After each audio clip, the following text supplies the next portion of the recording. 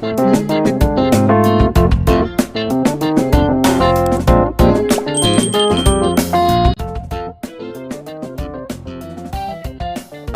5861. Sumagot si James, agad-agad.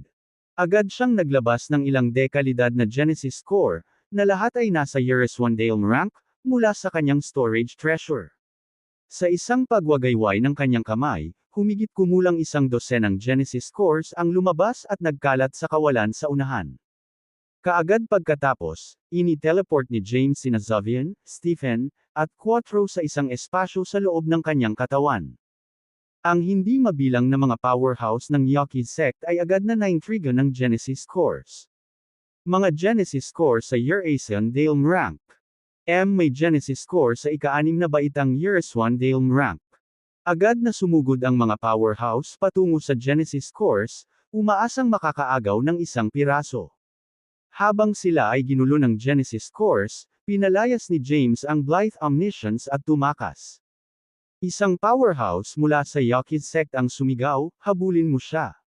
Ang iba pang mga powerhouses ay mabilis na nag-snap out dito at muling inayos ang kanilang mga sarili. Bagaman hindi malakas si James, ang kanyang mga kakayahan sa pagtakas ay walang kapantay. Gamit ang Blythe Omniscience, maaari niyang baliwalain ang mga limitasyon ng espasyo at oras, na nagpapahintulot sa kanya na malayang maglakbay sa buong kawalan. Ipinagpatuloy ni James ang paggamit ng Blythe Omniscience para makaahon pa. Habang naglalakbay sa kawalan, binura rin niya ang mga bakas ng kanyang aura. Nakatakas siya sa malayo sa dagat ng Helias sa isang sandali. Sa simula, naramdaman ni James ang ilang mga powerhouse sa kanyang buntot. Sa kabutihang palad, nawala ang mga ito pagkatapos ng ilang sandali. Gayunpaman, nakaramdam siya ng pagkabalisa at hindi naglakas loob na magpahinga sandali. Sa huli, pumasok siya sa isang universo sa loob ng isa sa Genesis worlds. Pagkatapos, umakyat siya sa isang espiritual na bundok at ginamit ito bilang kanyang pansamantalang tagwan. Si James at ang kanyang mga kasama ay nagtipon sa tuktok ng espiritual na bundok. Biglang inabot ni James ang kamay sa kanila. Anong ibig mong sabihin? Napaatras si Quattro. Mahina hong sinabi ni James, marami akong isinakripisyo para maabala ang mga powerhouse ng Yaqui sect. Ibinigay ko sa kanila ang aking Yereswandale rank Genesis cores. Ang unfair kung ako lang mag-isa ang mawalan ng sobra. Ginawa ko ito para iligtas kayo, kaya dapat nating ibahagi ang pagkawala. Kalokohan. Pabulaan na ni Quattro, hindi kontento, ginawa mo iyon sa iyong sarili. Ano ang kinalaman nito sa akin? Hindi payag si Quattro na bayaran si James ng mga kayamanan na nakuha niya. Pananakot na ekspresyon, at hinaypan ang dulo ng matalim na talam. Si Quattro ay natakot. Agad siyang naglabas ng ilang core sa Yereswandale rank at nakangiting sinabi, "Here you go, General." Biglang itinaas ni Stephen ang kanyang mga kamao at nabasag ang kanyang mga buko. Nanlaki ang mga mata ni Quattro, at sinabing, nabigyan ko na siya ng ilang core. Mag-ambag din kayong dalawa. Naglakad sina Zovian at Stephen patungo sa Quattro, na nagbabalak na atakihin siya. Mabuti. Bibigyan ko pa siya.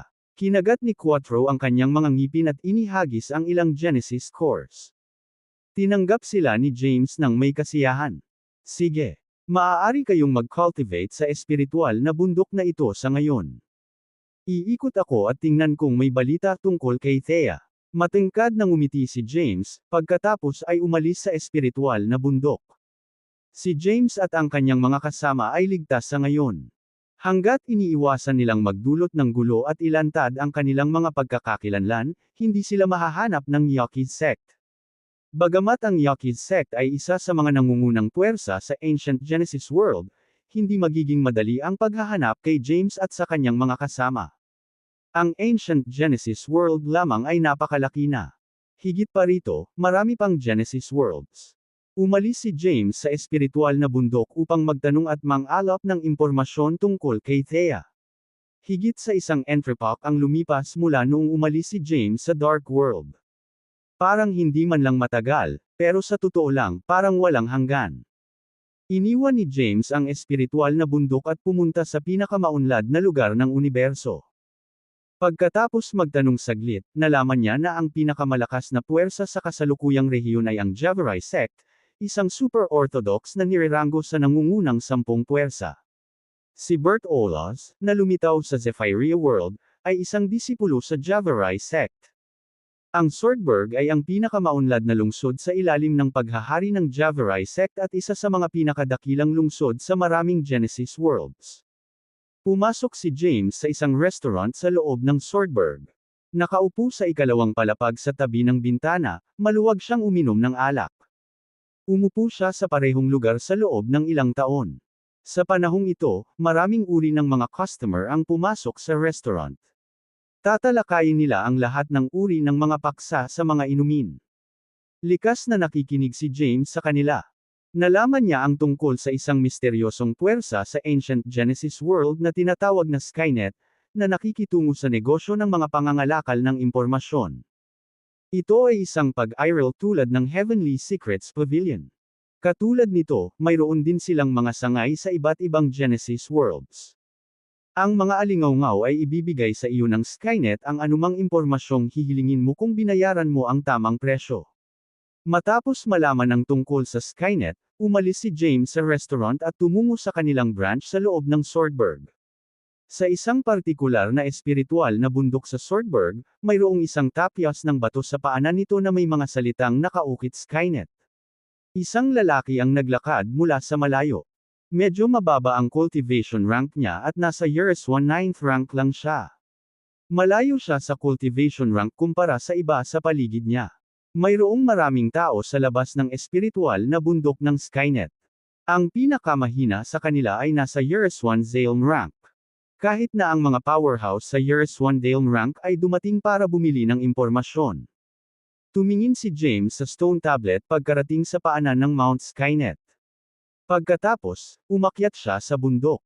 Maraming mga gusali ang makikita sa ibabaw ng bundok. Ang mga disipulo ng Skynet ay aktibong naglilingkod sa mga customer. Nang makarating si James sa tuktok ng bundok, isang lalaki ang lumapit sa kanya na nakangiti. Paano kita matutulungan, Ginoo?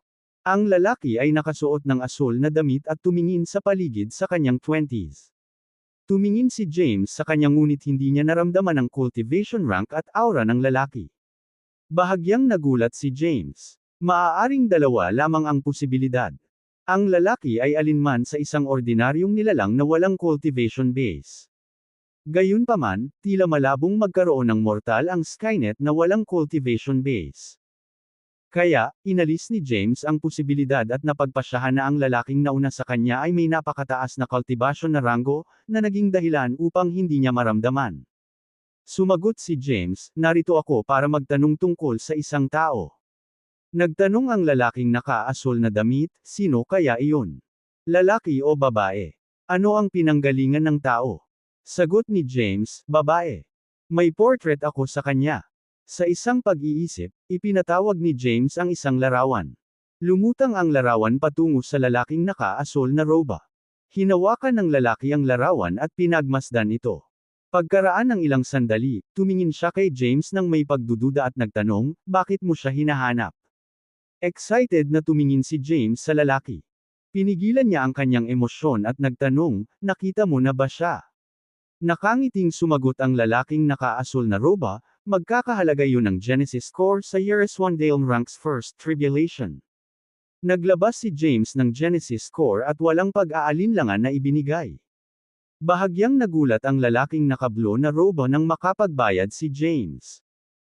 Naramdaman niya na si James ay nasa Years 1/9 rank lang at hindi niya inaasahan na magkakaroon talaga siya ng Genesis core sa Years 1 Zalem rank's first tribulation. Sundan mo ako. Tumalikod ang lalaki at naglakad palayo. Mabilis na sumunod si James sa likuran niya. Hindi nagtagal, nakarating sila sa likod bahay ng isang magandang sitwasyon ng manor sa ibabaw ng espiritual na bundok. Young Master. Magalang na sumalubong sa kanya ang ilang gwardya na nakakita sa lalaking naka-blue robe. Gayunpaman, hindi sila pinansin ng lalaki at nagmamadaling inakay si James papasok sa mansyon. Ang manor ay napakalaking, na may hindi mabilang na mga bundok at isang magandang lawa. Inakay ng lalaki si James papunta sa isla sa gitna ng lawa. Pagkadating sa isang lounge area, umupo siya sa isang lotus position. Pagkatapos, tumingin siya kay James at nakangiting nagtanong, "Anong pangalan mo?" Sumagot si James, 49 na. Nakangiting sabi ng lalaki, 49. Nakikita ko. "Well, nice to meet you. Ako si Truett Sadler." Alam ni James na si Truett ay isang taong may malaking awtoridad mula sa saloobin ng mga gwardya sa kanya. Gayunpaman, hindi siya interesado sa kanyang pagkakakilanlan o lakas. Ang tanging inaalala niya ay ang alamin ang kinaroroonan ni Thea. "Kilala mo ba ang babaeng nasa portrait?" Tanong ni James. Agad naging solemn na ang ekspresyon ni Truett. Inilabas niya ang portrait at inilagay sa harap niya. Tiningnan niya ang larawan ng may bakas ng paghanga at sinabi, "Sino ang hindi nakakakilala sa banal ng Timaeus sect?" Ang banal ng Timaeus sect. Naguguluhan si James. Hindi mo pa narinig ang tungkol sa kanya. Napatingin si Truett kay James na may pagdududa. Umiling si James at sumagot, "Hindi. Gusto kong malaman ang higit pa." Hinanap ni Truett ang kanyang mga alaala. Maya-maya, sabi niya, "About an entrepot ago, may abnormal na insidente sa Forlat Land. Naakit nito ang atensyon ng maraming powerhouse, at nagtipon sila sa loob ng Forlat Land. Sa huli, isang sanggol na babae ang natagpuan sa Forlat Land. Napakahiwaga ng sanggol na babae. Nagkaroon siya ng mahiwagang aura na naglalabas sa kanyang katawan.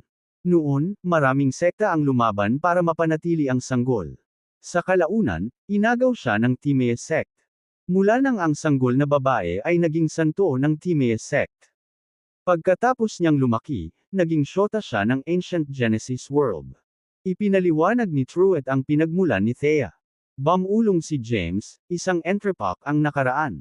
Iyon ay halos parehong oras na muling nagkatawang tao si Thea.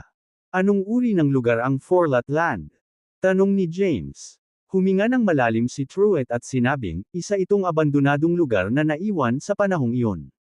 Maraming kabataang lalaki ang nakipaglaban sa matitinding labanan upang ituloy ang banal ng Timaeus sect. Nakapunta na ako sa Timaeus sect noon at nakita ko siya minsan. Sobrang ganda niya, pure and flawless. Ang kanyang kagandahan ay kapansin-pansin lang. Puno ng paghanga ang mga mata ni Truett. Salamat sa impormasyon. Tumayo si James at pinagsalikop ang kanyang mga kamay. Pagkatapos niyang magpasalamat, tumalikod siya at umalis. Maghintay. Tumayo si Truett at mabilis na pinigilan si James na umalis. Lumingon si James at nagtanong, "Anong meron? May iba pa ba?" Pinagmasdan ni Truett si James pataas at pababa, pagkatapos ay sinabing, "Sa pagkakaalam ko, ang saintes ng Timaeus sect ay palaging nasa hiwalay. Kahit nawala siya sa pag-iisa, gumagalaw lamang siya sa loob ng Timaeus sect. Hindi na siya umalis sa teritoryo ng sekta noon. Paano mo nalaman ang tungkol sa kanya? Saan mo siya nakilala? Baka nakapunta ka na sa Timaeus sect dati." Hindi nagpaliwanag ng totoo si James. Sa halip, casual niyang sinabi, "Napanaginipan ko siya." Nag-thumbs up si Truett sa kanya at sinabing, "Amazing. Hindi mo pa siya nakita, ngunit napanaginipan mo siya." Iniisip kong pumasok sa Timaeus sect sa lalong madaling panahon. Masasabi kong interesado ka rin. Gusto mo bang sumama sa akin? Papasukin kita. Tumingin si James kay Truett at nagtatakang nagtanong, "Gusto mong pumasok sa Timaeus sect?" "Paano?" Sagot ni Truett, "Kung saan may kalooban, may paraan." Tumingin si James sa kanya at nagtanong, "Ano ang iyong cultivation rank?" Napakahusay na itinago ni Truett ang kanyang aura, at kahit si James ay hindi makita ang kanyang cultivation na rango. "Nasa 5th tribulation lang ako ng Years 1 Dale rank.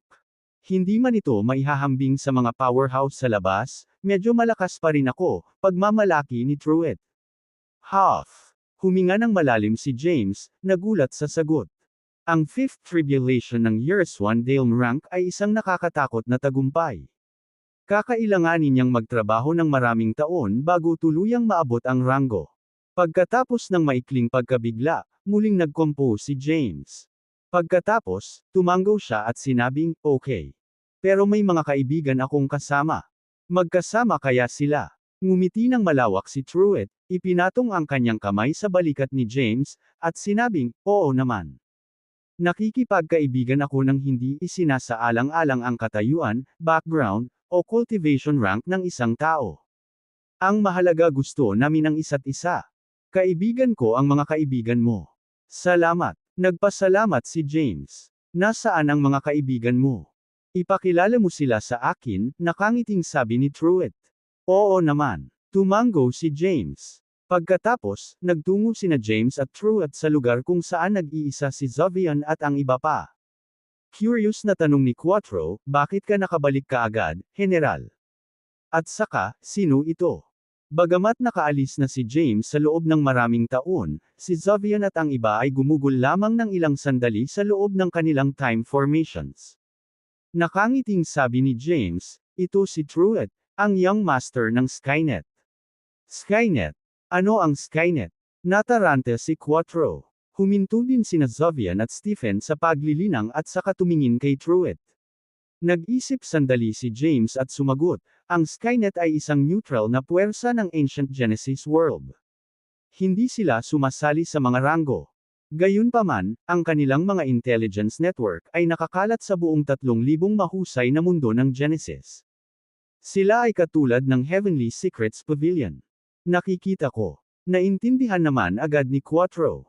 Lumapit siya at nakangiting sinabi, nice to meet you, Mr. Truett. Ang pangalan ko ay Quattro. Eto na, anong cultivation rank mo? Hindi ko maramdaman ang iyong cultivation base.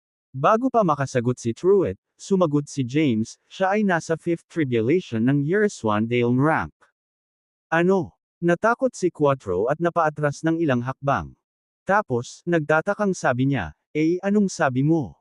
Siya ay nasa 5th tribulation ng Yereswan Dale rank. Sabi ni Truett habang nakangiti, hindi naman importante yon. Ang ranggo ng paglilinang ay nasa balat lamang. Napabuntong hininga sina Zovian at Stephen. Nga pala, nagpaplano kaming pumunta sa Timmy sect, sabi ni James. Bakit? Tanong ni Quattro, ngunit nanatili ang tingin niya kay Truett. Parang ang daming tumatakbo sa isip niya. Mataimtim na sinabi ni James, si Thea ay nasa Timaeus sect. Tanong ni Zovian, ano ang background ng Timaeus sect? Umiling si James. Ipinaliwanag ni Truett, sa mahigpit na pagsasalita, ang Timaeus sect ay ang pinakamalakas na puwersa sa sinaunang mundo ng Genesis. Ang Yaqui sect, Beleriand dynasty at Javarai sect ay walang halaga kumpara sa Timaeus sect. Sabi ni Quattro, nagulat, ganyan sila kalakas. Sandali lang, tumingin si Truett kay James nang may kainahinala at nagtanong, ibig bang sabihin ay Thea ang pangalan ng saintess ng Timaeus sect? Isang beses lang nakita ni Truett ang Timaeus sect saintess at hindi niya alam ang kanyang pangalan. Sa katunayan, wala siyang narinig na anumang chismis tungkol sa kanyang pangalan na kumakalat. Oo, bahagyang tumango si James. Paano mo nalaman? Nagdududang tanong ni Truett. Sumagot si Quattro, asawa niya iyon. Siya ang reincarnation ng Heavenly Path ng Dark Genesis world. Ha! Nagulat si Truett. Napagtanto kaagad ni Quattro na natakpan niya ang kanyang bibig at agad na tumahimik. Palihim niyang sinulyapan si James at nakahinga ng maluwag nang makitang hindi nag-react si James. Natahimik ang lahat, at kakaiba ang kapaligiran. Sa huli ay binasag ni James ang katahimikan at sinabing, it's not a secret anyway. Asawa ko siya, at kami ay mula sa Dark Genesis world. Umalis ako at pumunta dito para hanapin siya. Naintriga kaagad si Truett. Umupo siya, kumuha ng pinakamasarap na alak at sinabi, halika. Magkwentuhan tayo sa inuman. Mahusay niyang binuhusan ng baso ang lahat. Ang alak na inaalok niya sa kanila ay may makulay na kulay at mabangong aroma. Excited na ininom ni Quattro ang alak sa isang lagok. Biglang lumaki ang kanyang mga pores, at lumitaw ang mga makukulay na sinag sa kanyang katawan. Magaan at maangin ang pakiramdam niya, na para bang lulutang siya sa langit anumang oras. Napabulalas siya, wow! Napakaraming kapangyarihan. Ngumiti ng mahina si Truett bilang tugon. Si James, Zovian at Stephen ay humigop ng mahina. Katulad nito, naramdaman nila ang isang mahiwagang kapangyarihan na dumadaloy sa kanilang mga katawan. Dinampot din ni Truett ang kanyang baso at masayang ininom ang kanyang alak. Tapos, mahinahong tanong niya, so, what's all this about? Liwanagin mo ako. Pinakilos ni James ang kanyang lakas at pinigilan ang enerhiya mula sa pagtagas mula sa kanyang mga pores. Pagkatapos, sumagot siya, kami ay mula sa Dark Genesis World. Dati, dumaan tayo sa isang kalamidad na kinasangkutan ng Auroral Genesis World. Kahit na inalis namin si Zazel, napilitan si Thea na muling magkatawang tao. Ipinaliwanag ni James ang mga nakaraang pangyayari. Nagkaroon ng maliwanag na ekspresyon si Truett. Sabi niya, nakikita ko. Hindi nakakagulat na ang sanggol ay natatakpan ng halo ng matagpuan sa Forlat Land. Ito ay dahil siya ang reincarnation ng kamalayan ng isang heavenly path. Pero kakaiba pa rin. Napakaraming Genesis World at heavenly paths, gayunpaman, hindi pa namin narinig ang kamalayan na ipinanganak mula sa mga heavenly path na ito. Wala ring sagot si James. Wala siyang ideya kung bakit nabuo ang kamalayan ng Dark Heavenly Path at naging Thea. Tumigil si Truett sa pagtatanong sa paksa. Nag-thumbs up lang siya at sinabing, nakakabilib talaga na durugan ninyo ang iba pang kalaban ng parehong ranggo, na mula sa malalaking sekta. Isa pa, matapang kayo. Kahit na may mababang antas ng cultivation, matapang kayong naaga ni Yawkes. Matapos malaman na si James at ang iba pa ay mula sa Dark Genesis World, nalaman ni Truett ang kanilang mga pagkakakilanlan. Kumalat na ang insidente sa Zephyria World, at ang balita tungkol sa sale point ni Yawkes na ninakawan. Bilang young master ng Skynet, natural na nagkaroon ng first-hand access si Truett sa impormasyon. Kahit na hindi ginamit ni James at ng iba ang kanilang aktwal na hitsura, madali niyang nalaman ang kanilang mga pagkakakilanlan. Ngumiti ng malawak si Truett at sinabing, ang Yawkes sect ay lumampas sa dagat. Patuloy silang naghahanap ng gulo, kaya nagpasya kaming turuan sila ng leksyon. Hinangaan ni Truett si James at ang lakas ng loob ng kanyang mga kasama. Nasa Years 1 first rank lang sila, pero naglakas loob silang lumaban sa Yawkes sect. Ang balita ay kumalat na sa lahat ng dako sa Ancient Genesis World. Si James at ang iba pa ay naging sikat na mga tao ngunit lubos na walang kamalay-malay dahil kailangan pa nilang maglibot sa Ancient Genesis World. Si James, gayunpaman, ay hindi nababahala sa mga bagay na ito. Ang kanyang pangunahing prioridad ay ang pagpasok sa Timaeus sect upang mahanap si Thea. Madali bang pumasok sa Timaeus sect? Tanong ni James. Umiling si Truett at sinabing, hindi. Ang Timaeus sect ay ang pinakamalakas na puwersa sa Ancient Genesis World. Halos hindi sila nagre-recruit ng mga disipulo at ginagawa lang ito minsan sa mahabang panahon. Sa bawat oras na magre-recruit sila, maraming prodigy ang dumadagsa at nakikipagkumpetensya para sumali sa kanila. Ano ang dapat nating gawin ngayon? Naguguluhan si James. Tumingin sa kanya si Truett at nakangiting sinabi, bagaman ang saintess ng Timaeus sect ay isang ethereal beauty, hindi ko gustong makipag-ugnay sa magkasintahan. Sa kasamaang palad, marami siyang humahabol. Bukod dito, mas malakas sila kaysa sa iyo. Matapos siyang muling magkatawang tao, nawala sa kanya ang mga alaala ng kanyang nakaraang buhay. Hindi kanya naaalala. Mahihirapan kang manalo ulit sa kanya. Gayunpaman, matutulungan kitang makapasok sa Timaeus sect. Masayang tanong ni James, talaga. Proud na sabi ni Truett, syempre. Ako ang young master ng Skynet, kung tutuusin. Ang aking ama ay may mahusay na reputasyon, at ilalagay ko siya sa parehong antas ng pinuno ng Timaeus sect.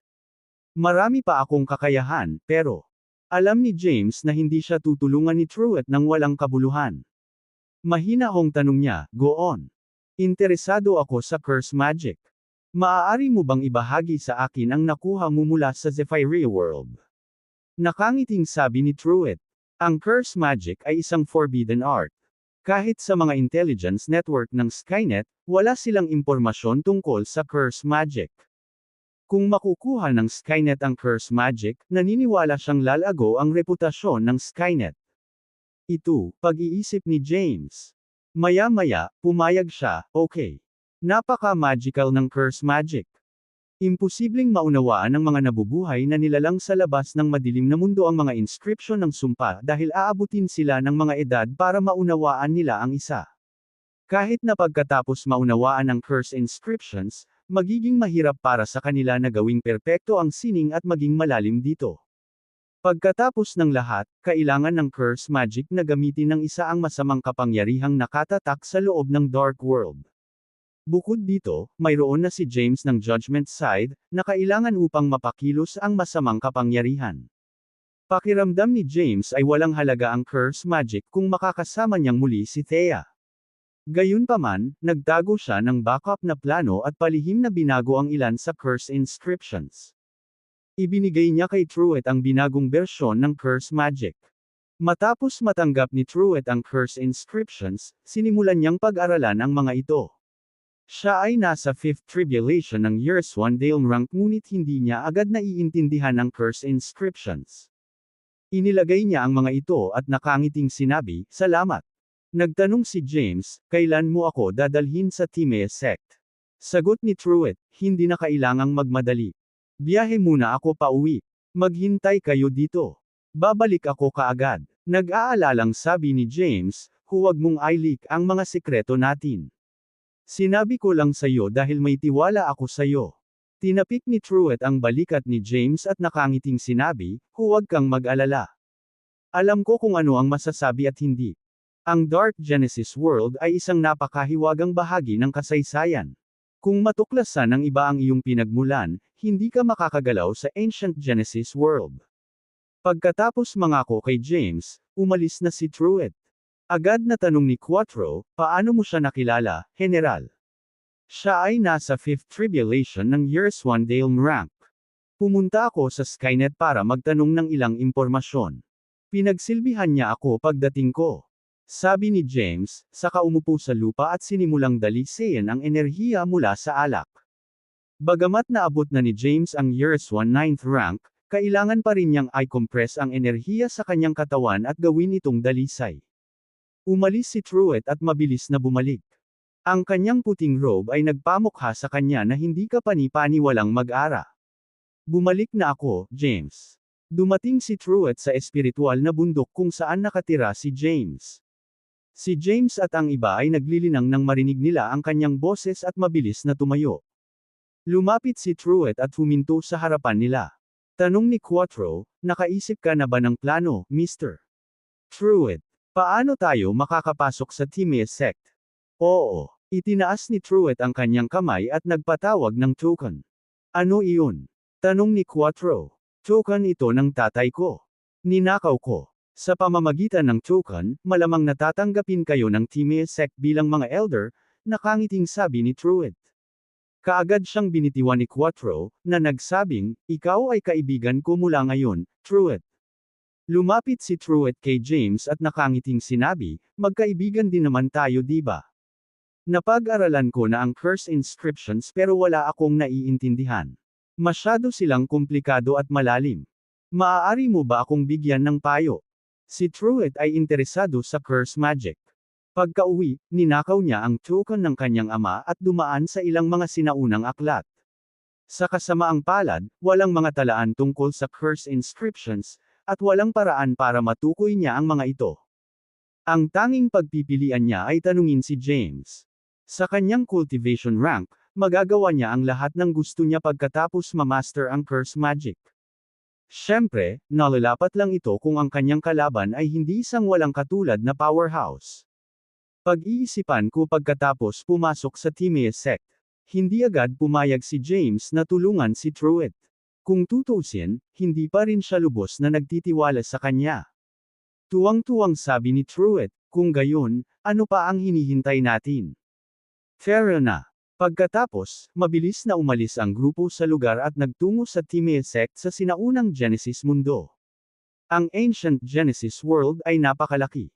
Kahit na naabot na ni James at ng kanyang mga kasamahan ang isang kahanga-hangang cultivation rank, kailangan nilang maglakbay ng medyo matagal upang makarating sa kanilang destinasyon. "Nandito na tayo." Biglang huminto si Truett, itinuro ang universo sa unahan niya, at sinabing, "Nasa unahan ang Timea sect." Nagulat na sinabi ni Quattro, "El Limit's huge. Maraming universo dito." Ipinaliwanag ni Truett, "Oo, iyan ang punong tanggapan ng Timea sect. Pagkatapos mong makapasok sa universo sa unahan, mapupunta ka sa Timea sect. Ito ang pinakamalakas na puwersa sa loob ng Ancient Genesis World, kaya malawak ang punong tanggapan nito. Mayroon silang hindi mabilang na mga disipulo at departamento.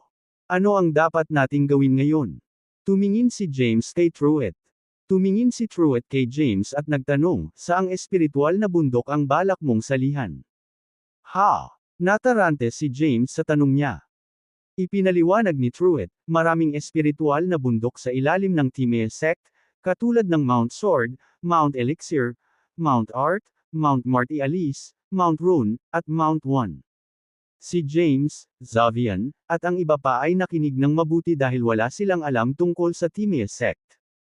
Ipinaliwanag ni Truett, sa kanila, ang bundok One ay sumasaklaw sa lahat at nagpapahintulot sa isa na linangin ang lahat ng uri ng supernatural powers. Ang Mount Sword ay pangunahing para sa mga cultivator ng espada.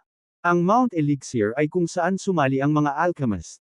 Ang Mount Art ay kung saan pumupunta ang mga gumagawa ng armas. Ginamit ng mga nagsasaka ng Mount Marty Alice ang landas ng langit at lupa bilang pundasyon upang lumikha ng iba't ibang supernatural powers. Samantala, ang Mount Marty Alice ay nakatuon sa paglinang ng katawan, dugo, at kaluluwa ng isang tao. Panghuli, ginagamit ng Mount Rune ang mga inscription ng langit at lupa bilang pundasyon upang bigyang kahulugan ang iba't ibang primitive rune. Nagbigay si Truett ng pangkalahatang pagpapakilala sa Timaeus sect. Tinanong ni James, nasaan ang santo? Tumingin sa kanya si Truett at sumagot, nasa Mount One siya. Gayunpaman, ipinapayo ko sa iyo na huwag isaalang-alang ang pakikipagkita sa kanya ngayon. Siya ay kasalukuyang nag-iisa sa Mount One. Halos walang sinuman sa Timaeus sect ang makakakita sa Saintes. Mahihirapan kang makita siya. Tumingin si Quattro kay Truett at nagtanong, maaari mo ba kaming ihatid sa kanilang lahat? Kumpiyansa na sinabi ni Truett, hindi ito dapat maging problema. Gamit ang tanda ng aking ama, ang Timaeus sect ay gagawin iyon para sa akin. Napatingin si James kina Xavian, Stephen, at sa iba pa. Pagkatapos, tinanong niya, ano sa palagay mo? Mahinahong sabi ni Xavian, I'm fine with anything. Para sa akin, ang pagpasok sa Timaeus sect ay pagbabago lamang ng kapaligiran.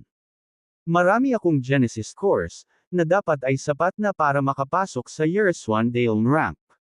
Nandito lang ako para samahan ka. Sumang-ayon din si Stephen, at sinabing, same.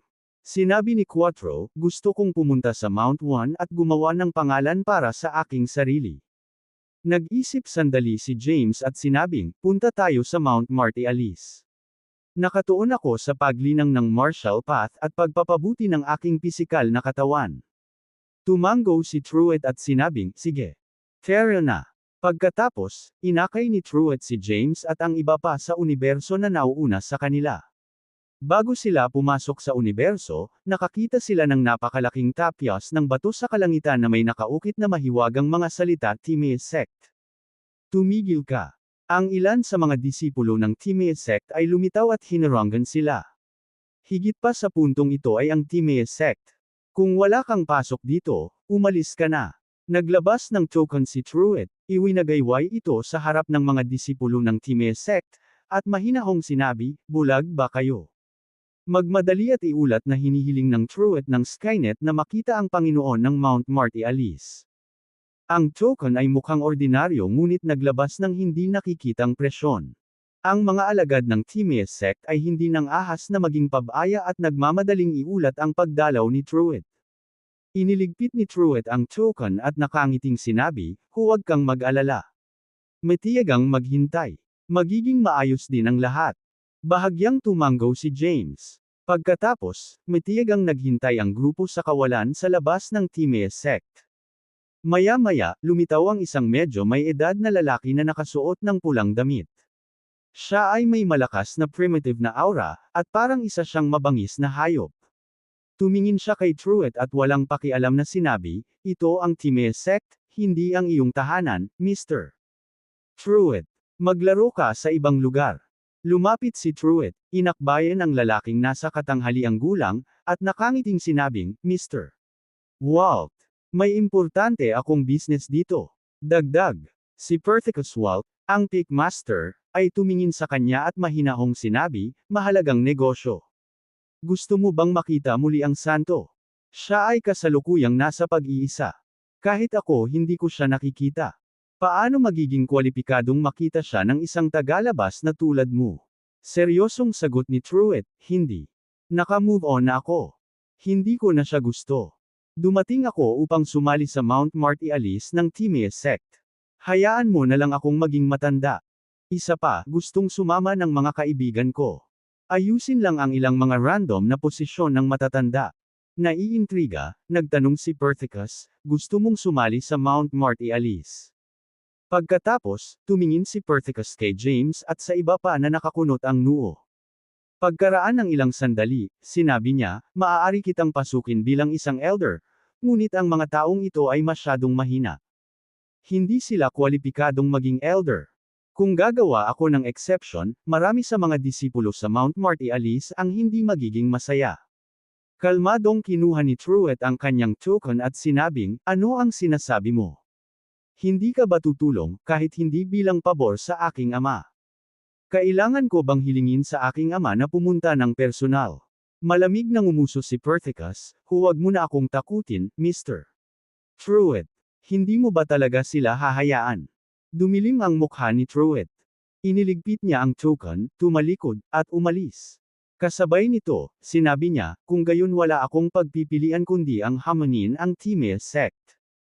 Ang sinumang halos kaparehong edad sa ilalim ng 7 bundok ng Timaeus sect ay maaaring pumunta upang lumahok sa labanan. Nakumpromiso si Perthicus at sinabing, sige, papayag ako. Gayunpaman, hindi ako makikialam kung gugulo sila ng aking mga alagad. Nakangiting sabi ni Truett, sino ang mga ngahas na hawakan sila?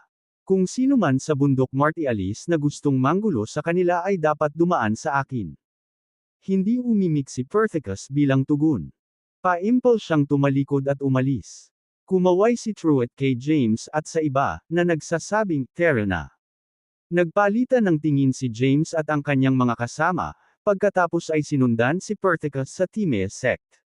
Pagkatapos maglakbay sa ilang universo, huminto sila sa labas ng napakalaking universo.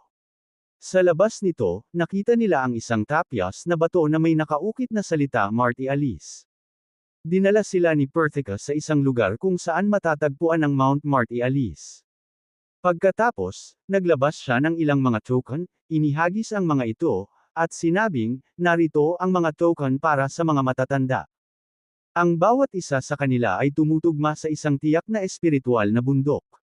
Madarama mo ang lokasyon ng espiritual na bundok sa pamamagitan ng paghawak dito. Pagkatapos magsalita, tumingin si Perthicus kay Truett at pinaalalahanan, wala akong pakialam kung ano ang sinusubukan mong gawin, ngunit huwag magdulot ng anumang gulo. Mas mabuting huwag kang gumawa ng masyadong gulo. Noong nakaraan, nasaktan mo ng husto ang isa sa aming mga alagad. Hindi pa rin siya nakaka-recover hanggang ngayon. Nangako si Truett, syempre. Iiwas ako sa gulo at hindi na ako makikigulo sa pagkakataong ito. Lumayo si Perthicus. Kaagad na nag-thumbs up si Quattro at may pasasalamat na sinabi, napakaganda mo, Mr. Truett. Siguradong marami kang naging gulo sa Timaeus sect. Ngumiti si Truett at sinabi, 3 bagay lang ang interesado ko sa paglilinang sa buhay, kababaihan, at pakikipaglaban. Simula nang magtanim ako, lagi akong nakikipag-away sa iba. Nakapunta na ako sa Yaquis sect, Beleriand dynasty, at Javarai sect. Gayunpaman, wala akong nakitang karapat-dapat na kalaban sa parehong henerasyon na katulad ko. Kahanga-hanga, maging si Xavian ay hindi maiwasang purihin siya. Nakangiting sabi ni Truett, I'm nothing compared to you guys. Kahit nasa Years 1 first rank lang, kayong 4 ay nang ahas na looban ang sale point ng Yaquis sect. Sobrang hinahangaan ko kayo. Curious na tanong ni James, nga pala, ano ang cultivation rank ni Perthicus? Mahinahong sinabi ni Truett, nasa tuktok siya ng 8th tribulation ng Years 1 Dale rank. Tila ang mga Panginoon ng iba pang mga bundok ng Timaeus sect ay nasa parehong ranggo, maliban sa Master ng Mount 1, na nasa tuktok ng Years 1 Dale ranks 9th tribulation. Gayunpaman, ang Timaeus sect ay may mahabang kasaysayan, at hindi masasabi kung gaano karaming mga nakatagong powerhouse ang nakarating na sa 9th Tribulation ng Years 1 Dale rank. Ano ang tungkol sa santo?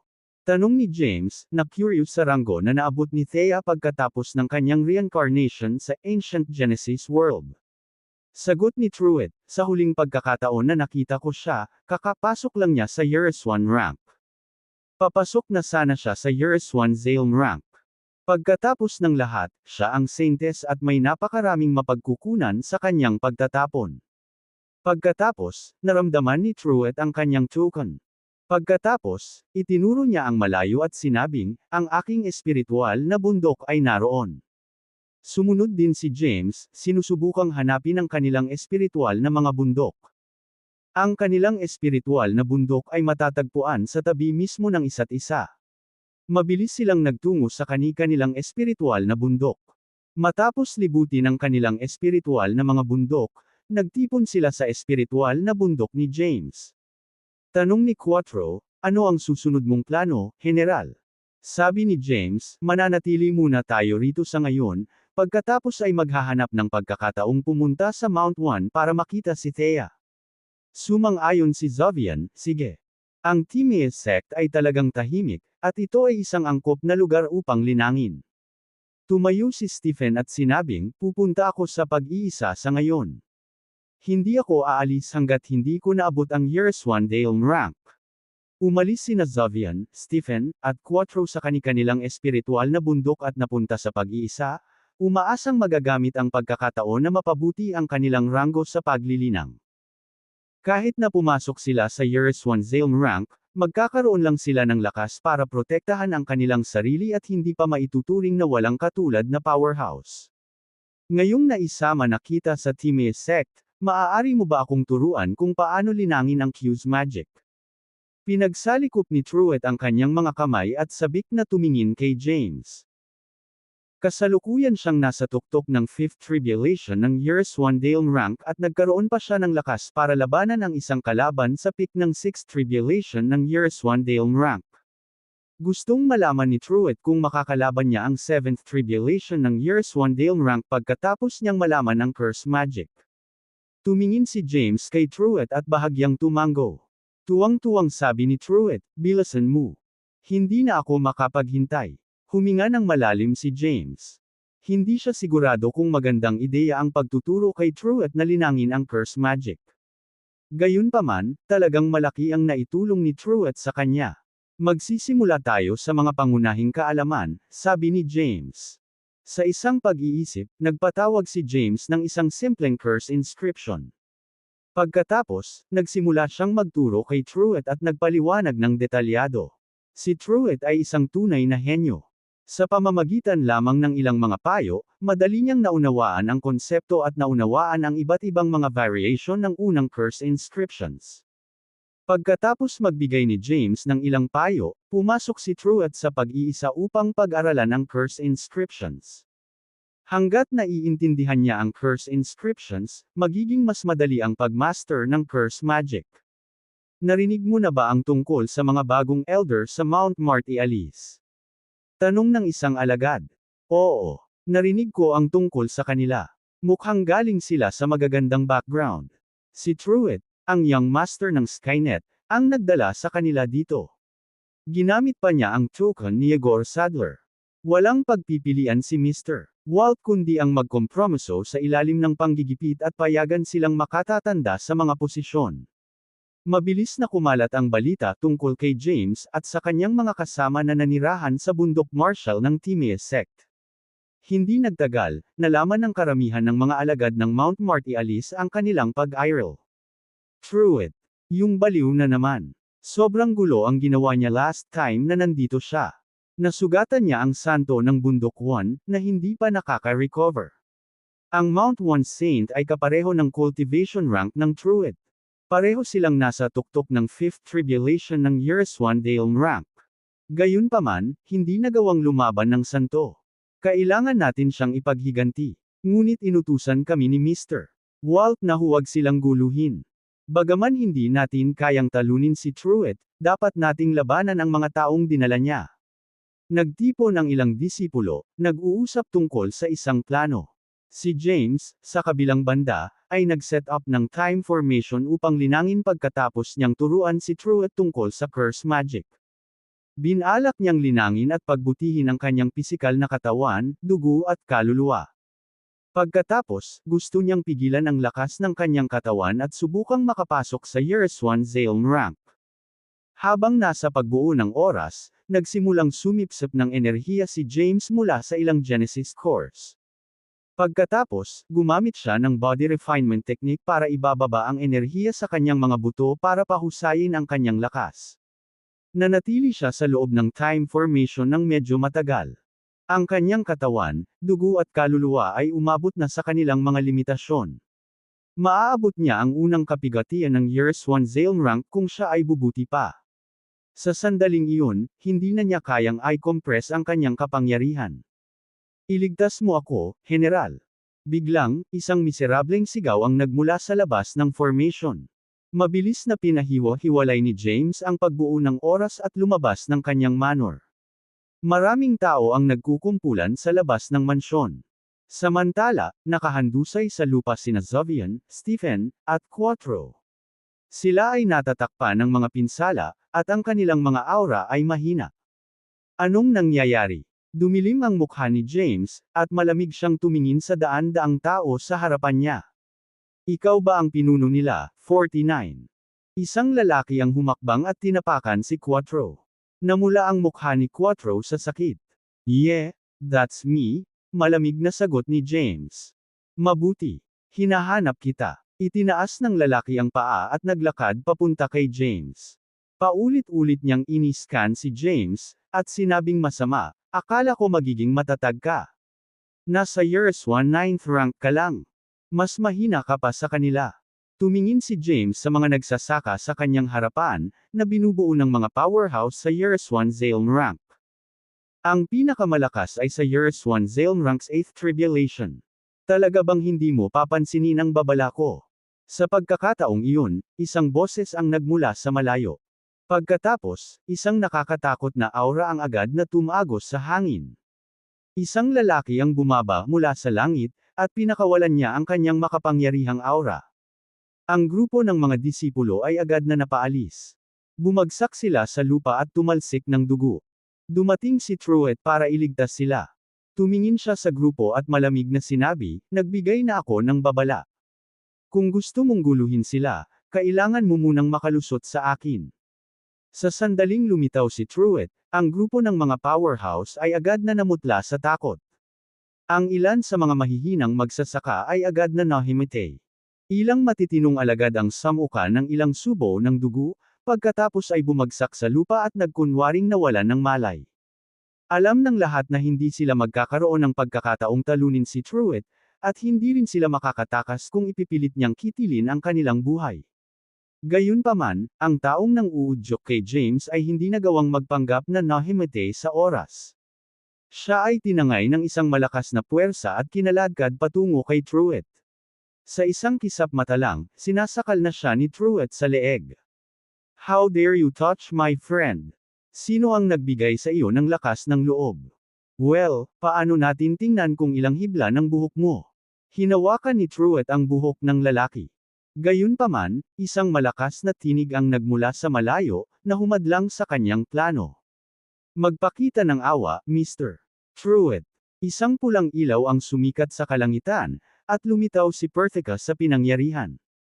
Mayroon siyang malakas na aura na naglalabas mula sa kanyang katawan, na pumipigil sa lahat ng nasa paligid niya. Matapos makita ng grupo ang kanilang tagapagligtas, tumigil sila sa kanilang mga kilos. Isa-isa silang bumangon sa lupa at nagtago sa likod ni Perthicus. Gayunpaman, hindi pa rin hamupa ang takot sa kanilang mga puso. Tumingin si Truett kay Perthicus at nakangiting sinabi, dahil nandito ka, paano kung maghintay ka sandali? Isa-isa kong huhugutan ang buhok ng lalaking ito. Pagkatapos ko mag-usap tayo. Biglang sumigaw si Perthicus, Mr. Truett. Binalaan na kita. Sa iyong cultivation rank, hindi magiging problema para sa iyo na maging isang elder ng Mount Marty Alice. Gayunpaman, ang iyong mga kaibigan ay masyadong mahina, gayunpaman sila ay binigyan ng mas matatandang posisyon. Natural lang na magdulot ito ng kawalang kasiyahan sa mga disipulo. Oo, ginawa mo. Bahagyang tumango si Truett, pagkatapos ay sinabing, pero binalaan din kita, ang sinumang gustong guluhin sila ay kailangang dumaan muna sa akin.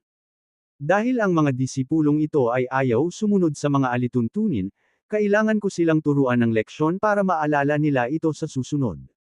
Kikilos na sana si Truett, ngunit muli siyang nag-ambala. Maaari mo silang protektahan sa ngayon, ngunit hindi mo ito mapapanatiling magpakailanman, sabi ni Perthicus. Nag-alinlangan si Truett, at huminto ang kamay niyang hahampasin sa lalaki. Seryosong sinabi ni Perthicus, "We're in the ancient Genesis world. Ang malakas ay iginagalang, at ang mahihina ay namumuhay ng may pagpapakumbaba. Inuna din ng Timaeus sect ang lakas. Ang pinakamalakas lamang ang karapat dapat sa mahusay na katayuan. Kung tutulungan mo sila ngayon, sa palagay mo ba ay may secure nila ang kanilang mga posisyon at makagawa ng pangalan para sa kanilang sarili sa Timaeus sect?" Nagawa ni Perthicus ang ganap na kahulugan. Bahagyang hindi sigurado si Truett sa susunod na gagawin. Lumingon siya at tumingin kay James na kanina pa tahimik.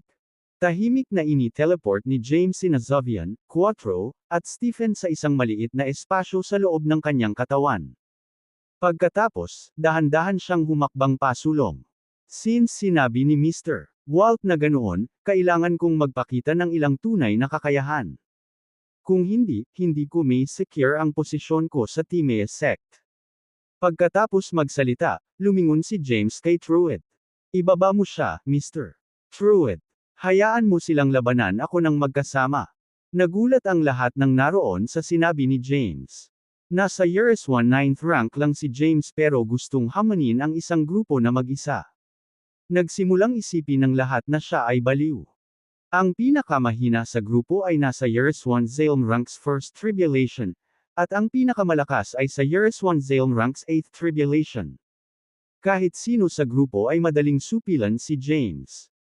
Nag-teleport si Truett kay James kasama ang lalaki sa kanyang balikat at bamulong, "Hinahangaan ko ang iyong katapangan, ngunit hindi mo ba masyadong pinahahalagahan ang iyong sarili?" Bagamat hindi kahanga-hanga ang cultivation rank ng mga lalaking ito, mas malakas pa rin sila. Pinigilan siya ni James sa pagsasalita.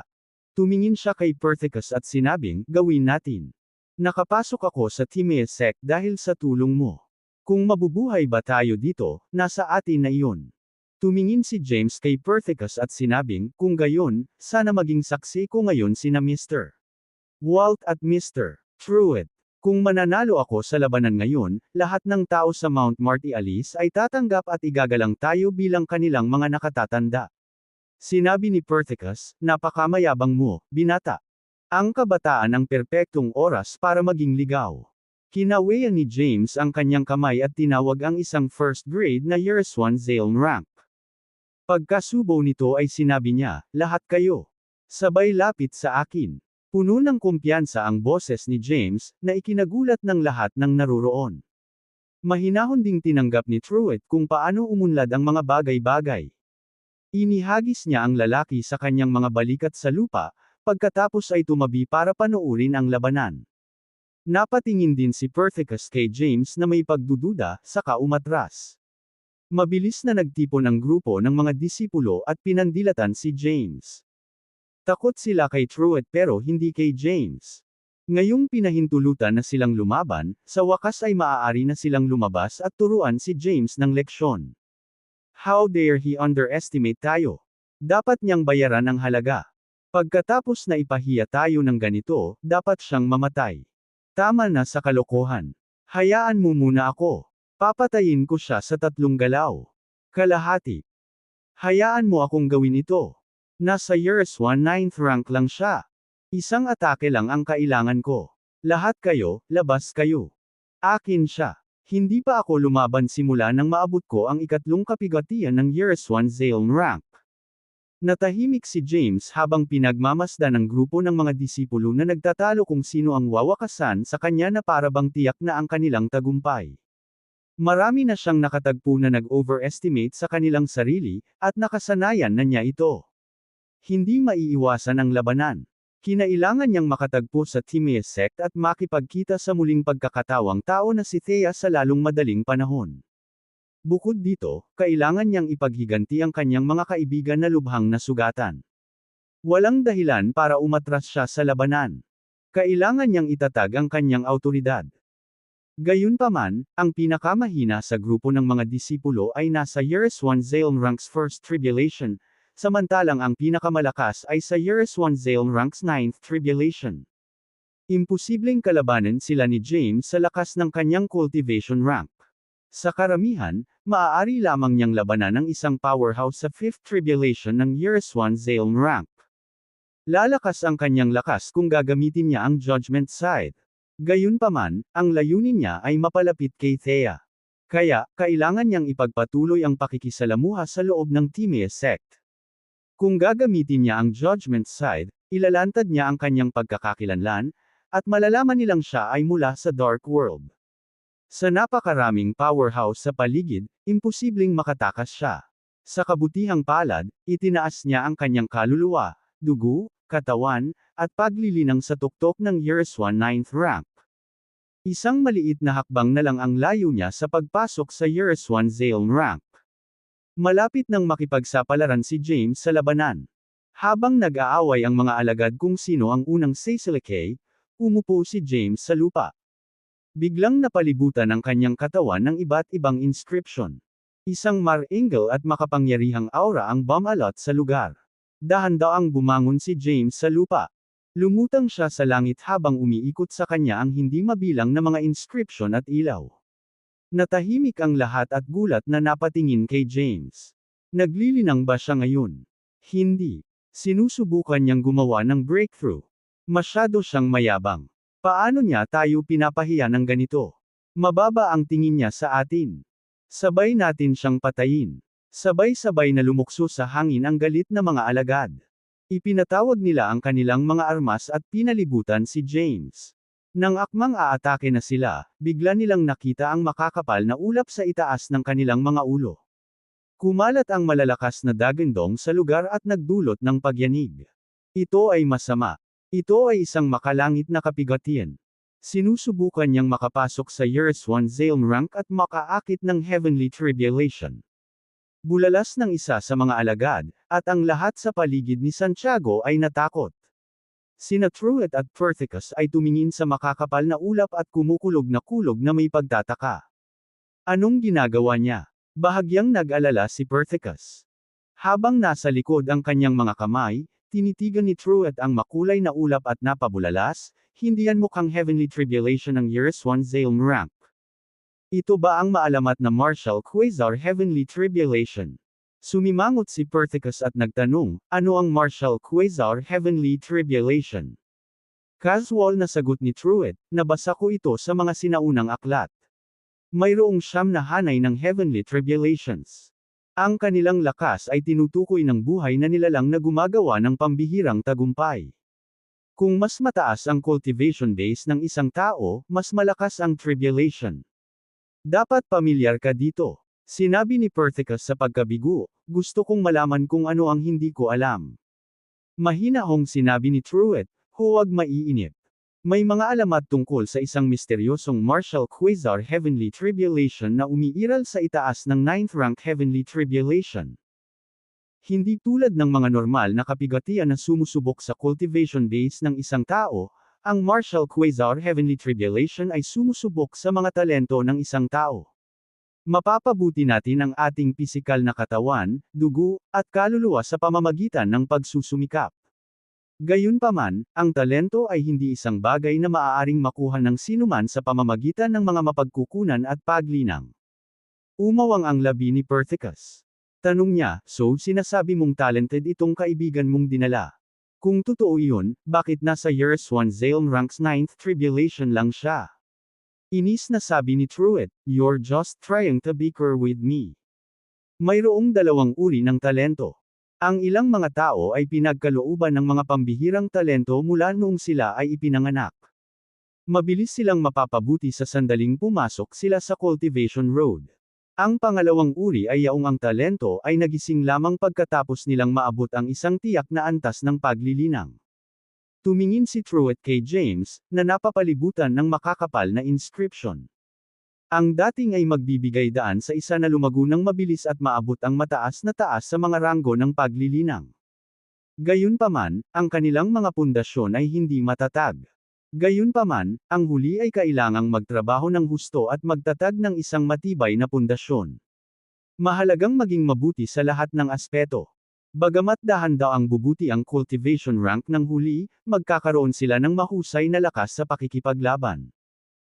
Tumingin si Truett kay Perthicus at ipinaliwanag, sa madaling salita, masyado kaming nakatutok sa aming cultivation rank at hindi namin binibigyang halaga ang aming pundasyon. Ito talaga ang maling paraan ng paglilinang. Ngayong lumitaw na ang Martial Quasar Heavenly Tribulation, dapat nating makita ito bilang isang senyales na mali ang ginagawa natin. Huminga ng malalim si Perthicus at sinabing, kung totoo ang sinasabi mo, sa tingin mo ba makakaligtas ang binata sa Martial Quasar Heavenly Tribulation? Umiling si Truett at sumagot, hindi rin ako sigurado. Ang Martial Quasar Heavenly Tribulation ay may tatlong kulay pula, orange, dilaw, berde, asul at lila. Iba-iba ang lakas ng bawat kapigatian. Kung maabot niya ang ikapitong kulay ng Martial Quasar Heavenly Tribulation, nangangahulugan ito na mayroon siyang walang katulad na talento. Kumbaga, kung mapagtagumpayan niya ang ikapitong kapigatian, siya ay magiging isang walang katulad na powerhouse na babangon sa lahat ng iba. Nang inag si Perthicus matapos marinig ang sinabi ni Truett. Ang katayuan ng Mount Martialis sa loob ng Timaeus sect ay magbabago kung magtagumpay si James. Tinuro ni Truett ang langit at sinabing, bagaman hindi ko alam kung gaano kalakas ang Martial Quasar Heavenly Tribulation, sigurado akong malamang na mapapahamak ang iyong mga disipulo. Tingnan ang Quasar Tribulation Clouds. Ang Martial Quasar Heavenly Tribulation ay hindi lamang umaatake sa taong gumagawa ng tagumpay. Hahampasin ito ng walang pinipili. Natarante si Perthicus at sumigaw sa mga disipulong nakapaligid kay James, bumalik kayo. Retreat ka agad. Isang malakas na dagandong ang nagmula sa langit nang matapos niya ang kanyang pangungusap. Sa isang kisap mata, 12-dosenang kidlat ang bumagsak sa paligid ni James. Boom! Bang! Ang nakakabinging tunog, na may halong makulay na kidlat, ay tumama sa mga alagad sa paligid ni James. Ang desperado at kahabag-habag na sigaw ay kumalat sa kalangitan. Di nagtagal pagkatapos ng sunod-sunod na nakakatakot na pagtama ng kidlat, nagsimulang mahulog mula sa langit ang mga sirang bahagi ng katawan. Napasigaw si Perthicus sa kawalan ng pag-asa, hindi. Isa sa kabilang banda, mahinahong sinabi ni Truett, nakakatakot iyan. Kailangan kong makaalis dito. Pagkatapos magsalita, nawala si Truett sa isang kisap mata. Mabilis na tumalon si Perthicus sa hangin at nagpatawag ng maraming inscription upang lumikha ng napakalaking pormasayon sa kalangitan. Nais niyang protektahan ang Mount Martialis at ang kanyang mga alagad mula sa Martial Quasar Heavenly Tribulation. Pagkatapos niyang i-set up ang pormasayon at lilisan na sana, nakita niya ang isang nakakasilaw na liwanag na umuusbong mula sa loob ng makapal na kidlat. Ang hugis tao na liwanag ay nakaupo sa isang lotus na posisyon, kaya mahirap makita ang kanyang hitsura. Ang tanawin ay tila isang Diyos na bumaba sa mundo. Napaglabanan niya ang unang alon ng Martial Quasar Heavenly Tribulation. Hindi makapaniwala si Perthicus sa kanyang mga mata. Ang binata na kanyang minamaliit mula pa noong una nilang pagkikita, isang cultivator lamang sa Yeres 19th rank, ngayon ay may malakas na aura na mas malakas kaysa sa kanyang sarili, na nasa 8th tribulation ng Yeres 1 Dale rank. Si James, na nababalot ng mga makukulay na ilaw, ay hindi gaanong composed kaysa sa nakikita ng mga nasa labas. Matapos ang pagpanaw ng unang Martial Quasar Heavenly Tribulation, natatakpan ng mga pinsala ang katawan ni James. Ang kanyang enerhiya ng dugo ay hindi mapigil sa kanyang katawan. Kasabay nito, ang kanyang kaluluwa ay nahati sa mga piraso. Ginamit ni James ang huling lakas niya para labanan ang pressure sa kanyang katawan at mabilis na lumunok ng ilang elixir para gumaling ang kanyang mga sugat. Wala siyang ideya na ang paglusob ay makaakit ng napakalakas na heavenly tribulation.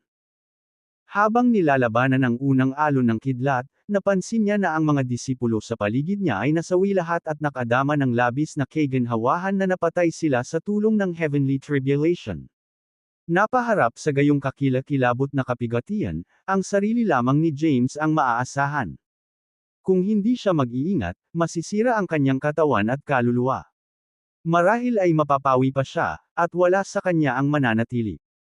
Samantala, nakatayo sa labas ng punong tanggapan ng Mount 1 ang isang grupo na nakadamit ng kaakit-akit na damit.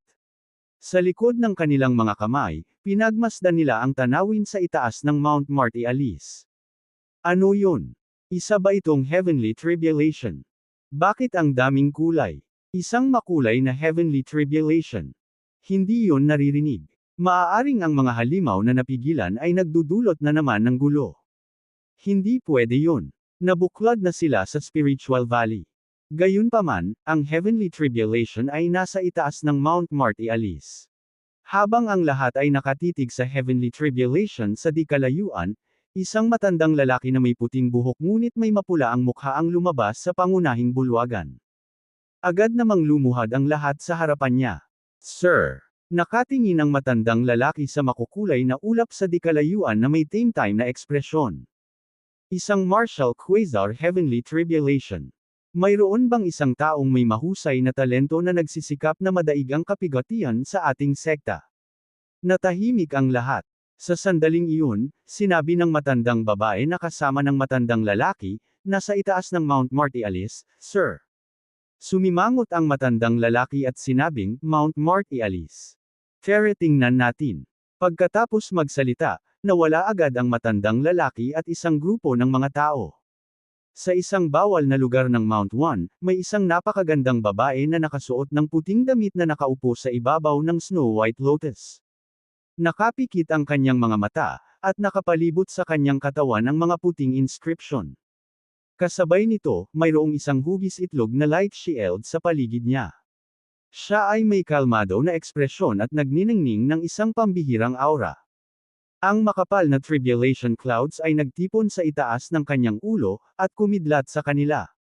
Sinusubukan ng Saintes ng Timaeus sect na pumasok sa Yerusalem Zalem rank. Ang Timaeus sect ay gumawa ng maraming paghahanda upang matiyak na malampasan niya ang kanyang kapigatian. Nilisan nila ang isang malawak na lugar na ipinagbabawal at pinaprotektahan siya ng 4 na matatanda.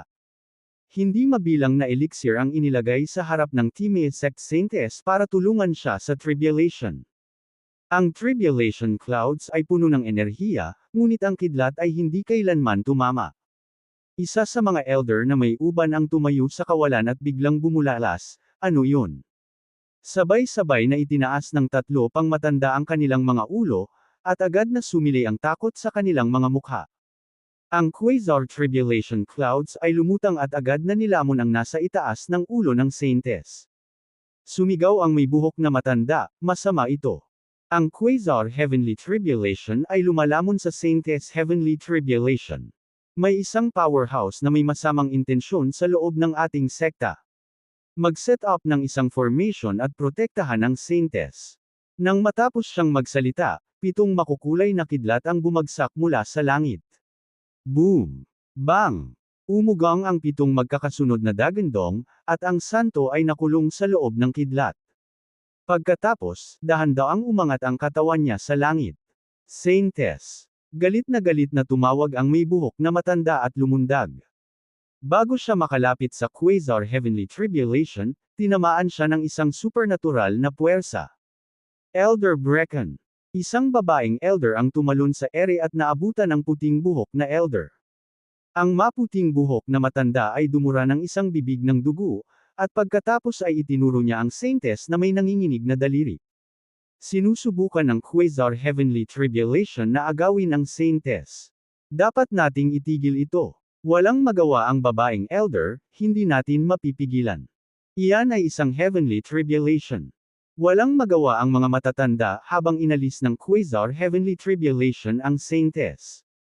Ang quasar heavenly tribulation ay kumalat sa buong Timaeus sect. Sa isang dulo ay si James, at sa kabilang dulo ay ang santo. Ang dalawa sa kanila ay natatakpan ng makapal na kidlat ng quasar heavenly tribulation. Nakaupo ang dalawa sa magkatulad na posisyon at parang magkasintahang magkahiwalay sa di-kalayuan ngunit magkadikit pa rin. Ang Quasar Heavenly Tribulation ay kumakatawan sa pananabik para sa isa't isa. Mula sa labas, ang dalawa ay tila hindi nabalisa ng Quasar Heavenly Tribulation. Gayunpaman, sila ay talagang nasa ilalim ng patuloy na pagpapahirap. Ang kapangyarihan ng Quasar Heavenly Tribulation ay higit pa sa normal.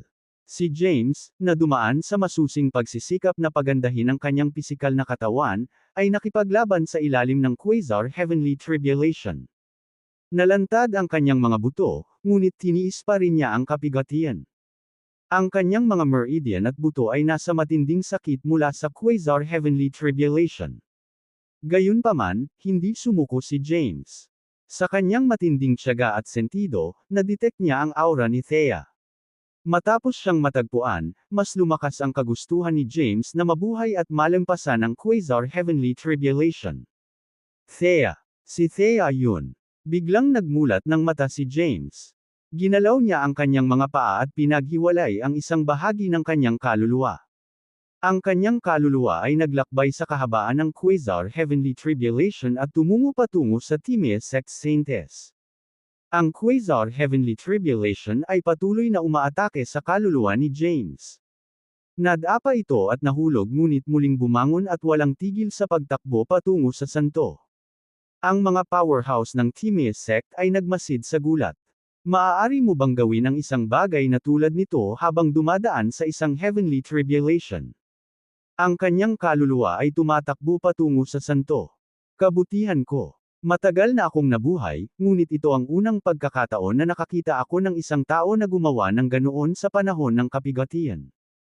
Alamin kung sino ang dumaranas ng kabigatian sa Mount Marty Alice. Kung magpapatuloy ito, makakayanan ba ng ating hadlang ang kabigatian? Dapat makialam tayo. Bagamat ito ay isang heavenly tribulation, hindi natin mapapayagan na sirain ito ang ating sekta. Makialam. Paano tayo nakikialam? Kahit si Elder Brecken, na nasa Years 1 Dale Ranks 9th Tribulation, ay hindi makalapit. Paano tayo makikialam?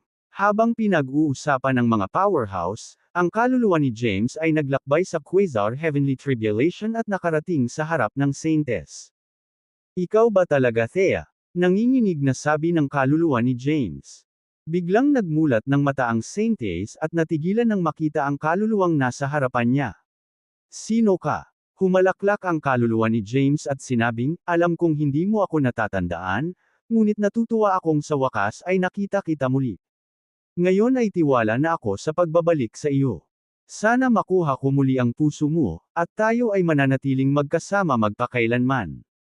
Matapos isigaw ang kanyang mga huling salita, ang kaluluwa ni James ay nabura ng Quasar Heavenly Tribulation. Nalilitong tumingin ang Saintes. Sinisikap lamang niyang malampasan ang kanyang kabigatian at pagbutihin ang kanyang ranggo sa paglilinang. Gayunpaman, ang isang lalaking humahabol sa kanya ay nagpakahirap upang ipahayag ang kanyang pagmamahal. Nakita niyang baliw ang lalaki.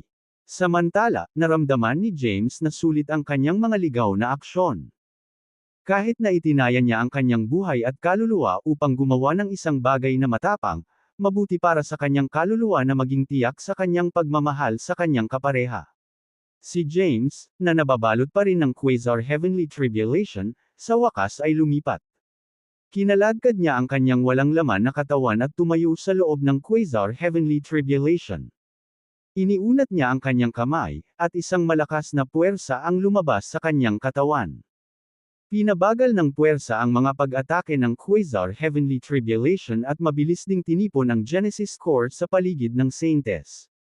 Ibinuka ni James ang kanyang bibig at umikot sa pwesto para lamunin ang Genesis Cores na lumulutang sa kanyang paligid. Kaagad pagkatapos, ang kanyang laman ay tumubo kaagad. Boom! Bang!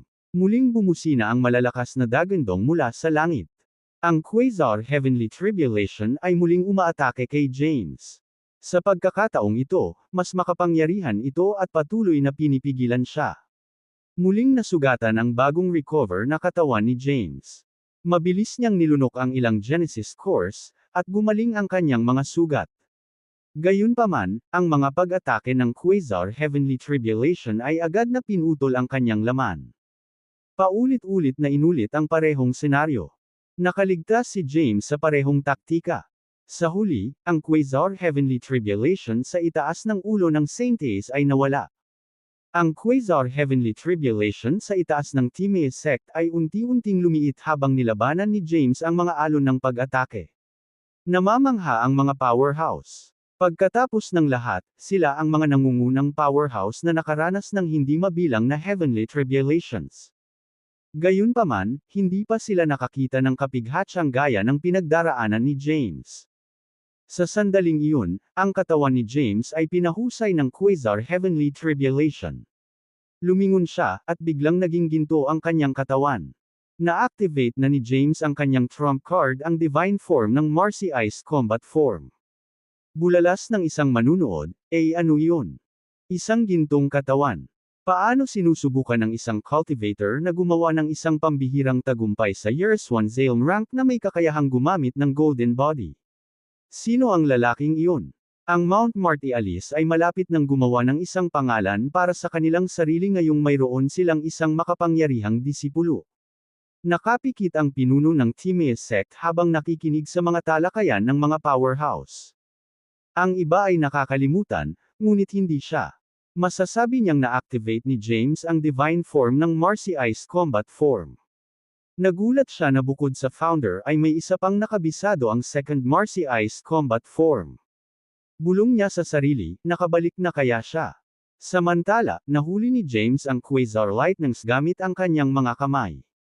Nang bumagsak ang ilan pang Quasar Lightning, biglang umungal si James, break. Ang kanyang nakakabinging boses ay kumalat sa buong kalangitan, at isang malakas na puwersa ang lumabas mula sa kanyang ginintuang katawan. Kaagad, ang malalakas na dagandong ay nagmula sa langit, at ang Quasar Lightnings ay nabasag. Ang nakakatakot na puwersa ni James ay tumaas din sa kalangitan sa itaas ng Mount Marty Alice at winasak ang pagbuo ng Timaeus sect. Nagsimulang manginig ang mga bundok at bakuran. Nabasag ang espasyo, at bumubulusok ang masamang aura sa buong Timaeus sect. Ang mga powerhouse na nanunood ay nagulat at nagmamadaling pinakilos ang kanilang mga kapangyarihan upang labanan ang aura. Ang pinuno ng Timaeus sect ay ang tanging nanatiling hindi gumagalaw sa malakas na hangin habang nasa likod ang kanyang mga kamay. Matapos lumipas ang masamang aura, bumalik sa katahimikan ang paligid. Ang Quasar Heavenly Tribulation na bumabalot sa Timaeus sect at ang Quasar Tribulation Clouds ay naglaho din. Nawala rin ang kulay gintong kulay sa katawan ni James at bumalik sa normal.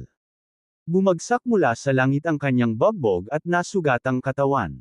Si Perthicus, na nakasaksi ng lahat, ay nagmamadaling tumalon sa langit at sinalo ang walang malay na katawan ni James. Pagkatapos, panay ang paglipad niya sa lupa. Talagang mayroon kang mga kasanayan upang i-back up ang iyong pagmamataas. Tumalikod na si Perthicus at aalis na sana kasama si James nang may isang malabo na figure ang sumilay sa kawalan at huminto sa kanyang harapan. Ito ay walang iba kundi ang pinuno ng Timaeus sect. Agad na lumuhad si Perthicus kasama si James sa kanyang mga kamay at binati ang pinuno ng Timaeus sect, "Sir." Hindi pinansin ng pinuno ng Timaeus sect ang bati ni Perthicus. Yumuko siya at hinaplos ang mukha ni James. Pagkatapos, sinabi niya, ito ay isang himala. Dumating din sa pinangyarihan ng iba pang mga powerhouse ng Timaeus sect. Nagtipon-tipon ang lahat, curious na makita ang lalaking nagdulot ng napakalaking eksena. Mukhang bata pa siya. Anong kakaibang kaso? Bakit ako nakakaramdam ng nakakatakot na aura mula sa kanya? Kaka-recruit mo lang ba sa kanya? O matagal mo na siyang sinasanay, Mr. Walt? Siya ay isang napaka-interesante cultivator. Maaari mo bang hayaang dalhin ko siya sa Mount Weapon? Paano natin hahayaan ang isang napakatalino na binata na pumunta sa Mount Weapon? Kung saan man siya pupunta, dapat ay Mount 1 iyon. Nakaramdam ng pagkadismaya si Perthicus sa daldalan ng mga nakapaligid na powerhouse. Gayunpaman, ang Mount Marty Alice ang pinakamahina sa Timaeus sect, kaya wala siyang gaanong sinasabi sa mga bagay-bagay. Matapos matuklasan ng grupo ng mga powerhouse na ang Mount Marty Alice ay may isang napakatalino na alagad, gusto nila siyang agawin. Natagpuan sila ni Perthicus na hindi makatwiran. Niyakap niya ng mahigpit si James sa kanyang mga bisig, tumayo, at sumigaw, siya ay isang elder ng Mount Marshall ay. Walang sino man ang pinapayagang kumuha sa kanya. Kaagad pagkatapos, ang iba pang mga powerhouse ay nagsimulang tuyain at kutsain si Perthicus. Samantala, ang banal ng Timaeus sect, na nagtagumpay din sa kanyang heavenly tribulation, ay nanunood mula sa malayo at hindi sumama sa karamihan. Ang kanyang mga mata ay nakatuon kay James habang inaalala ang mga salitang sinabi sa kanya ng kanyang kaluluwa noong panahon ng kabigatian. Sana makuha ko muli ang puso mo, at tayo ay mananatiling magkasama magpakailanman. Ang Saintes lamang ang nakakaalam na bukod sa unang alon ng Quasar Heavenly Tribulation, ang mga sumunod na kabigatian ay walang kinalaman sa kanya. Gusto niyang malaman kung anong uri ng tao ang nakatiis sa mga kapigatian para matiyak na nakapasok siya sa Years 1 Zalm rank na hindi nasaktan. Noong nakaraan, nakaranas siya ng maraming heavenly tribulations. Ang mga matatanda ng Timaeus sect ay palaging pinuprotektahan siya, ngunit hindi pa siya nagkaroon ng ganoon kadaling ngunit kapanapanabot na kapigatian.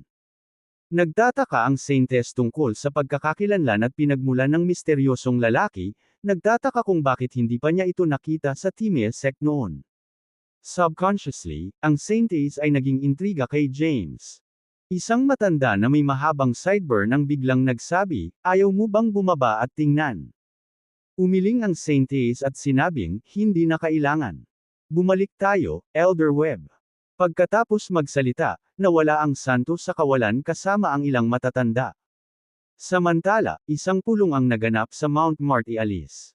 Iniutos ng pinuno ng Timaeus sect na ilihim ang lahat ng nangyari. Ang sinumang nag-leak ng mundo ay hindi maluwag sa loob. Ang mga salita ng pinuno ng Timaeus sect ay ganap at hindi maaaring pabulaanan. Matapos mapaalis ang iba pang mga powerhouse, ang pinuno ng Timaeus sect ay lumingon kay Perthicus at nagtanong, ano ang kanyang pangalan? Hindi ko alam. Napailing si Perthicus sa takot. Sumimangot ang pinuno ng Timaeus sect at nagtanong, hindi ba siya ang iyong nakatatanda? Ang mga binti ni Perthicus ay naging goma, at lumuhad siya sa lupa, na nagsasabing, patawarin mo ako, Ginoo. Pagkatapos, ipinaliwanag ni Perthicus kung paano dinala ni Truett si James at ang kanyang mga kaibigan sa Mount Marty Alice. Tumango ang pinuno ng Timaeus sect bilang tugon, na tila may mas malinaw na larawan ng sitwasyon. Alagaan mo siyang mabuti, at huwag mong ipaalam na nandito kami. Kailangan natin siyang imbestigahan bago magpasya kung ano ang gagawin sa kanya. Itinaas ni Perthicus ang kanyang ulo at nagmamadaling nagtanong, paano ang kanyang nakatatanda na posisyon? Sumagot ang pinuno ng Timaeus sect, hayaan siyang panatilihin ito, at tretuhin siya ng may paggalang. Siya ay pambihirang talino. Siya ang ating magiging pinakadakilang haligi o pinakamasamang kaaway sa hinaharap. Dapat alam mo kung ano ang gagawin. Agad na yumuko si Perthicus at sinabing, naiintindihan. Mangyaring makatiyak, Ginoo. Tumalikod ang pinuno ng Timaeus sect habang nasa likod ang kanyang mga kamay. Pagkaraan ng 2 hakbang, sinabi niya, ang Mount Marty Alice ay bibigyan ng karagdagang 3 bituin.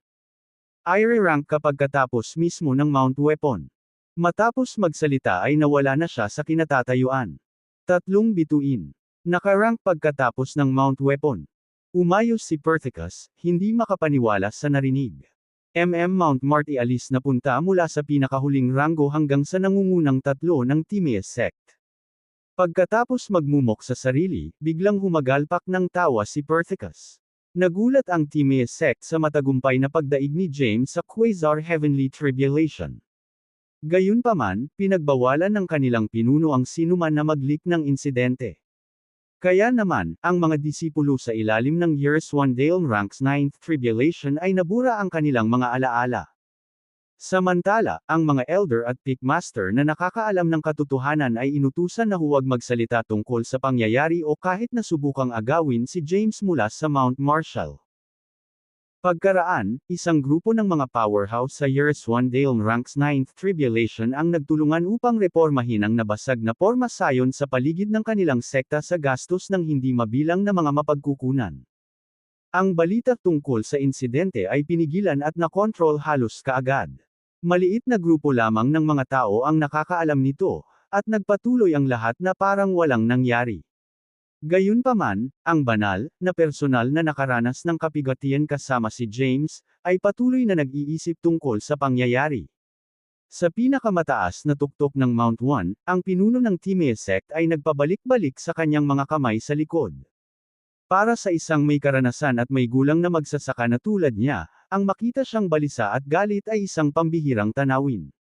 Ang dahilan nito ay ang sekta ng Timaeus na santo. Ang banal ay palaging maayos at masunurin. Gayunpaman, gusto niyang talikuran ang kanyang posisyon bilang saintes ng Timaeus sect at sumali sa Mount Martialis bilang isang ordinaryong disipulo. Pakiramdam ng pinuno ng Timaeus sect na parang nabaliw ang santo. Siya ang iginagalang na saintes ng Timaeus sect at nais na talikuran ang kanyang walang katapusang mga mapagkukunan upang sumali sa Mount Martialis. Ito ang unang pagkakataon na nagalit sa kanya ang Timaeus sect leader. Hinayla niya siya palabas ng main hall. Sa hindi inaasahang pagkakataon, naging determinado ang santo sa kanyang desisyon. Lumuhad siya sa labas ng bulwagan at tumanggi na umalis, pinipigilan siyang umalis. Sa sandaling iyon, pumasok sa bulwagan ang isang magandang babae na nakasuot ng itim at puting damit. Sir, Kuya Laila. Lumingon ang pinuno ng Timaeus sect at nagtatakang nagtanong, hindi mo ba binabantayan ang demon prison? Anong ginagawa mo dito? Sagot ni Laila, paano ako hindi makakabalik pagkatapos ng ganoong kalaking insidente sa ating sekta? Ano ang meron sa Quasar Heavenly Tribulation? Kumunat ang noo ng pinuno ng Timaeus sect sa kanyang tanong. Narinig mo ang tungkol dito kahit na mula sa demon prison. Tumango si Laila at same time na sinabi, ang Quasar Heavenly Tribulation ay kumalat sa lahat ng dako sa ating formation. Naturally, nakita namin ito nangyari. Naapektuhan din ang mga nakakulong na demonyo at nagsimulang sumamba sa Quasar Tribulation clouds. Ang ilan sa kanila ay kumilos ng napakakaiba. Ilang taon na ang nakalipas mula nang mangyari ang isang malaking kaganapan. Huminga ng malalim ang pinuno ng Timaeus sect at sinabing, ang mga demonyo ay sumasamba. Maaaring ang binata na iyon ay. Ang pinuno ng Timaeus sect ay may kakilakilabot na premonition sa kanyang puso.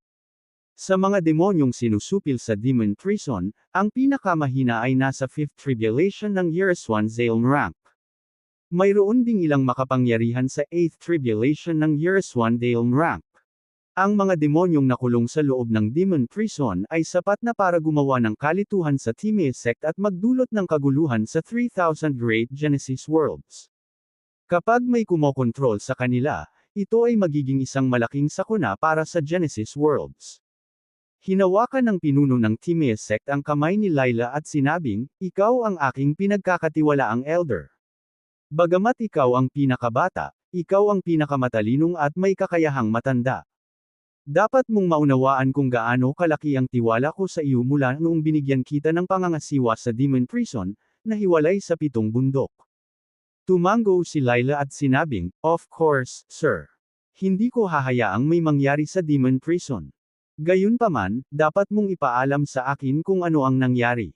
Nakaharap sa nagtatanong na tingin ni Laila, ang pinuno ng Timaeus sect ay same time na tumalikod at inilagay ang kanyang mga kamay sa likod ng kanyang likuran.